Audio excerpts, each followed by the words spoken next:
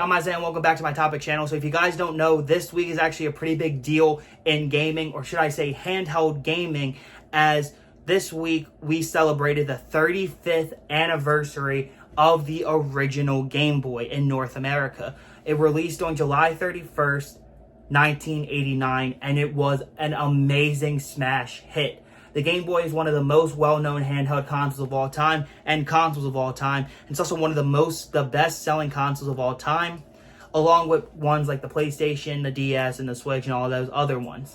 And the Game Boy's success was basically built on, Nintendo being a dominant figure in the 80s. They are one of the, you couldn't escape Nintendo in the 80s. And, there was competition, and the Game Boy was not the only handheld system. There, you had ones like the Sega Game Gear, the Atari Lynx, which were overpowered, a little more powerful than the Game Boy. But the Game Boy still kicked all of their asses. The Game Boy sold over 100 million units, which is insane. The Game Boy was always known as the affordable console, and it was considered the best handheld console of the late 80s and early 90s. But let's think about it. If you want to think about it, over 35 years later, is the Game Boy still worth it? Are the games still worth it? And also, what are some ways that you can still play them to this day? Well, let's take a look.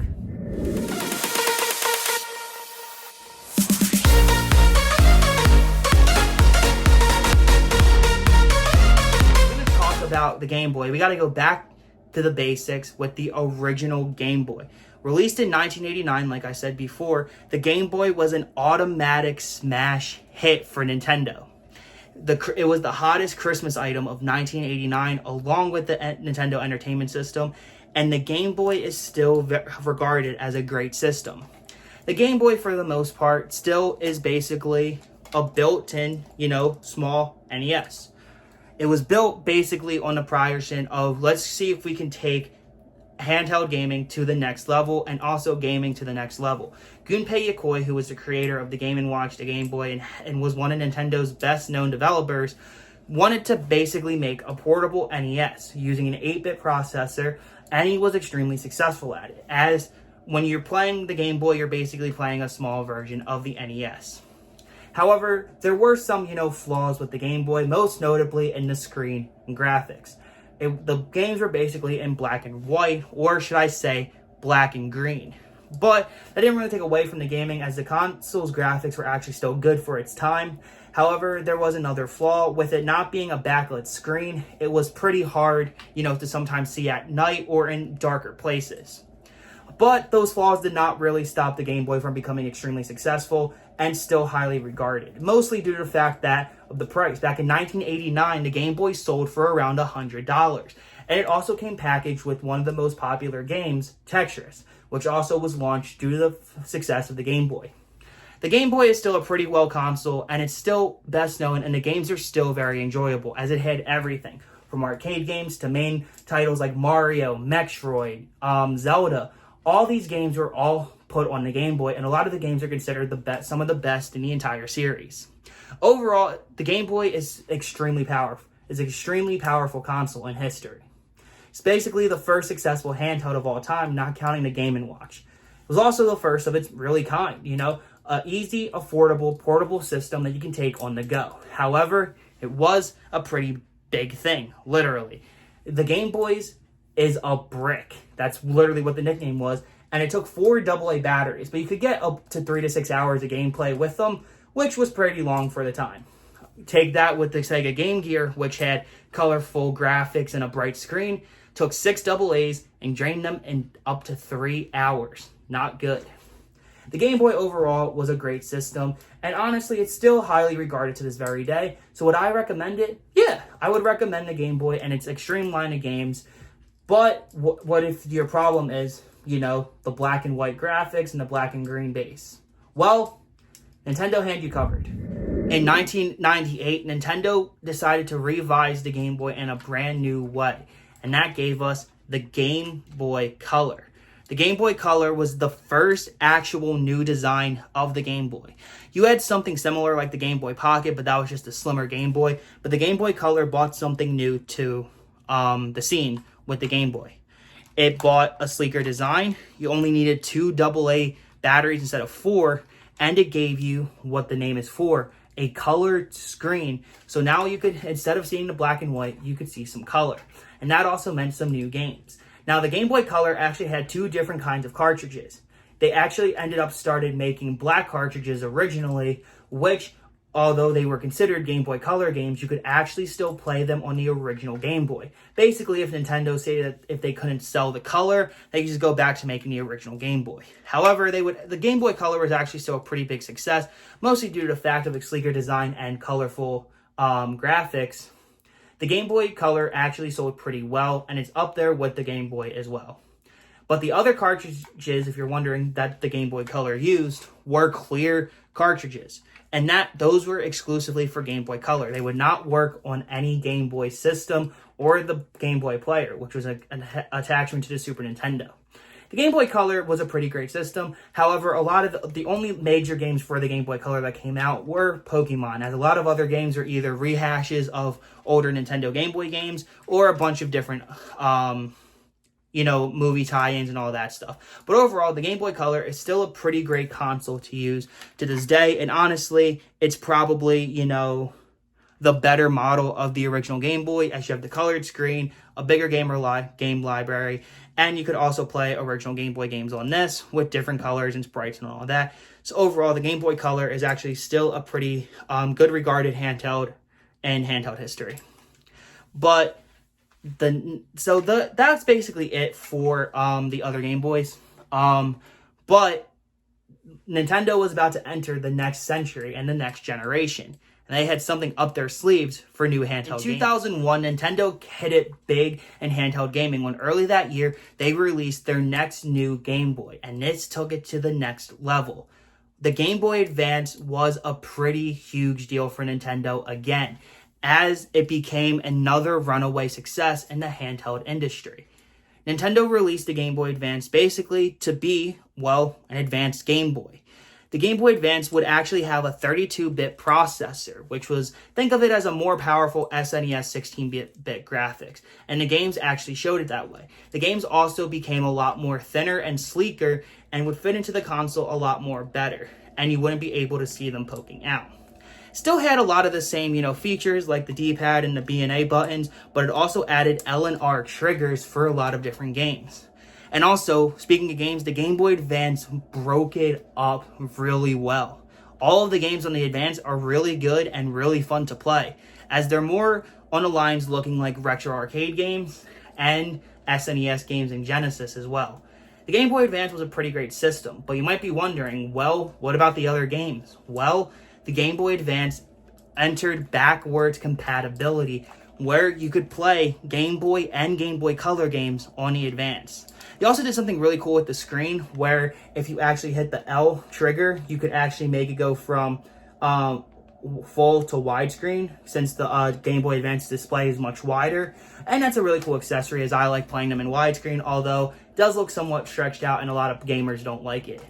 Overall, the Game Boy Advance is still a really great system. But there was just one more problem that's been bothering everyone with the Game Boy since it first released. No backlit display. Still kind of hard to see the screen. However, Nintendo had something up their sleeve just a couple years later, when in 2003, Nintendo gave people the Game Boy Advance SP. The Game Boy Advance SP. Yeah, not only was it Nintendo's first flippable handheld system with the clamshell design, not counting the Game & Watch back in 1982, this also gave players the very first front-lit screen for the Nintendo Game Boy series. And that was a pretty big deal, as the Game Boy Advance SP is considered probably the best revision of the Game Boy. And people were glad that they finally had a front-lit display. As you see here, mine's the special NES version, which I love to death, as when you hold it down, it looks like an actual NES, even with the bottom cartridge slot. But when you open it up, it looks like the NES controller. It's one of my favorite game designs of all time, and it's my favorite item in my collection. However, there is two different versions of the Advance SP that are around. And you can tell which one you have in your collection or which one you want to get by basically looking on the back of the Game Boy, and if you see an AGS number, you have 001 and AGS 101. 001 is a front-lit active Game Boy, and it's one of the probably the most common ones. That's what my NES one is, but also the red, blue, and black and silver ones are all 001. But what's the difference with 101? Simple. It gives you, instead of a front-lit disc screen, you finally get a backlit screen for your Game Boy.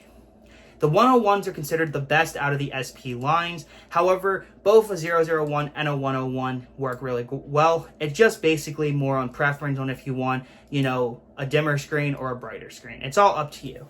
Overall, the SP is technically my favorite version of the Game Boy, period. You can even still play Game Boy and Game Boy Color games on there, making the SP the ultimate Nintendo experience for Game Boys. But you might be wondering, after the SP, did Nintendo stop with the Game Boy? Well, yes and no. Nintendo had big plans for its next console, but they weren't going to leave the Game Boy out to dry. Where in this next one, they decided to update the handheld market. In 2004, Nintendo released what would become their most successful handheld and most successful console of all time, the Nintendo DS. Released in 2004, the DS was a major success for Nintendo. However, Nintendo had a backup plan just in case the DS would fail, although they did not need this at all. But gamers like me are kind of glad they had this, as the DS followed the new backwards compatibility, where you were able to play Game Boy Advance games on your DS. And that's it. Nintendo decided to cut Game Boy and Game Boy Color as well, probably due to the fact to keep costs down for it, but overall, probably around that time, kids for the most part had more Game Boy Advance games than they were going to have Game Boy and Game Boy Color. The next revision of the DS Lite, which is the one I personally own, also followed the rule of having Game Boy Advance backwards compatibility. And it's still a really cool concept. Although, do I sometimes wish that maybe they did have the DS, it did have Game Boy and Game Boy Color? Of course. I feel like that would have been a really great thing, as that could become the ultimate gaming package. But I understand, coming from a company-wise, they wanted to keep costs down enough to sell a lot more. It's all about quantity and quality over more quality than quantity in a lot of cases. But the DS was very successful with that, and the Game Boy Advance still lived on until then. However, in 2009, when Nintendo decided to release the DSi, they decided to cut all backwards compatibility, mostly to focus more on hardware and everything. Speaking of hardware, the Game Boy was now officially over. In 2007, the Game Boy was officially continued in all stores. They had no reason to really make Game Boys anymore, as the DS was such a mainstay success. However, they would not forget, although they might have forget the hardware, they would not forget the software of. In 2011, Nintendo released their next handheld system, the Nintendo 3DS, which was basically a DS on steroids. You now were able to have 3D features in a console. It's the first of its kind and the only one of its kind, as during that time, Nintendo jumped on a gigantic 3D bandwagon. They had some prior ones, like the Famicom VR, which was released only in Japan in the early 90s, and the Virtual Boy, which was released worldwide, but was an absolute complete fucking failure. However, in 2011, Nintendo decided to try it again, and they were more successful around it this time. However, there was one thing that Nintendo did not strike well when the 3DS first came out: the price. In 2011, the original 3DS sold for $250 at launch, which was a lot of money for a handheld back then. That's almost the price of a Switch in today's world. If you can get a Switch Lite for $250 now, which is a lot more powerful than the 3DS. However, Nintendo heard that their prices were too expensive for it, so they dropped it to a measly $170, which was more affordable for a lot of families to get the 3DS. However, Nintendo decided to do something really special for the people that bought the 3DS at launch, and they gave them the Nintendo 3DS Ambassadors program, which, if you guys don't know what it was all the people that bought a 3DS at launch got a lot of early exclusive stuff, all because they bought it at launch. And that meant they were actually getting firsthand to the virtual console. if you guys don't know what the Virtual Console was, it basically started in 2006 on a Nintendo Wii, where it gave players a great chance to play a lot of the older games that Nintendo put out, along with other companies as well. For a price of like $5 to $4 each game, you could buy whatever ones you wanted and relive them. However, they decided to bring it over to the 3DS, and for the Nintendo ambassadors, you were able to get 10 free NES games and 10 free Game Boy Advance games. So you're actually able to play a certain amount of Game Boy Advance games on the 3DS. And you might be wondering, what about the people that bought the console for $170? Well, Nintendo would give you the NES games, but never the Game Boy Advance games. It was a really weird thing for Nintendo, as they would end up giving us Game Boy and Game Boy Color games later on the Virtual System, which were actually really cool, as that's how I played a lot of the Game Boy games before I ever got them on a hardware. But a lot of people were wondering why Nintendo would never give us 3DS games. Well, Nintendo basically stated they cannot put the Game Boy Advance games on the 3DS Virtual Console because they cannot get them to run correctly. But you already made them work on the 3DS! What the fuck are you talking about? However, soon you would actually be able to play Game Boy Advance games on a Virtual Console. However, it was on the Wii U of all consoles, which no one bought. God, that was a fucking terrible system. But without the Game Boy Advance games, you actually still had a pretty great Virtual Console run for the Virtual Handheld systems. The Game Boy and the Game Boy Color, a lot of their best games were actually released on the Virtual Console, so that was really cool. You also were able to get Sega Game Gear games of all on the system, and it was a really cool way to actually play it. However, I wouldn't really recommend getting a 3DS just for the Virtual Console. As of April of last year, Nintendo killed off the Virtual Console, which was really sad to see. But if you're able to get a bunch of Virtual Console games from Game Boy, NES, SNES on one of your systems, that's really cool because now you have an option to do that. You could also always jailbreak a 3DS, but you need experience to do that. So for the most part, I would kind of steer away from 3DS if you're trying to buy to try to get into Game Boy gaming in today's world. But after that, you might be wondering, is there another way that you could still play them other than buying hardware or a 3DS that already has those games on it? Well, there is one way. Weirdly enough, 2017, Nintendo released their newest system that they have, the Nintendo Switch, which is a hybrid console that you can play on the TV and on the go. And in 2019, they announced Nintendo Switch Online, which was a really big deal for Nintendo, and it was a really big, great thing to do. You could play a bunch of old games on their Nintendo Switch Online subscription. However, they would actually soon add Game Boy, Game Boy Color, and Game Boy Advance games. But even though you were able to get them on the Switch Online, you have to pay them at a price, unfortunately. The Nintendo Switch Online regular pack gives you Game Boy and Game Boy Color games for the Switch Online service, so you can play all your favorite Game Boy games on the go again, or now you can also play them on the TV. However, if you want to play Game Boy Advance as well, you would have to get their expansion pack, which is a little more expensive at $50 a year instead of the measly $20 a year. A lot of people have complained that they feel that it's a little too high, and they feel like that they wish they were paying, maybe $30 a year instead. This is coming from someone who has the expansion pack. I can see why people think it's expensive, because actually pretty is for what you get. It still shouldn't be $50 a year. But that's another option that you're able to play on there. I'm not hating on Nintendo. I'm just saying that, maybe they could have done something else instead. But overall, those are all of your options to try to play Game Boy games in today's world. The one that I would probably recommend the most, honestly, coming from a collector like myself, I would say get a Game Boy Advance SP, either the 001 or the 101 models, and try to collect a lot of the games. A lot of the games are pretty easy to get, even still to this day. However, some, like the Pokemon games, are a little more sought after and a little more rare to find. But for the most part, a lot of the great Game Boy games you're able to find for around 10 to 15 bucks each, sometimes even cheaper than that. If I had to pick another model other than the advanced systems, I'd probably go with the Game Boy Color. I love the original Game Boy to death, but you actually get a lot more games, and you get to play the games with some color as well if you do end up getting the color.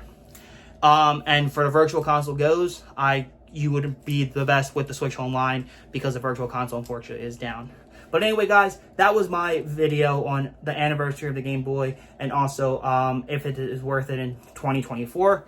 I personally believe that it is. 35 years later, you have a lot of different experiences for gaming. It's also cool to go back, as the Game Boy is still bringing, a lot of people into gaming, old fans and new ones alike. But anyway, guys, thanks for watching. Please subscribe if you haven't, because in my opinion, you always need topics in your life. Until I see you guys again, peace to the O, to the U, to the T. Peace out, guys.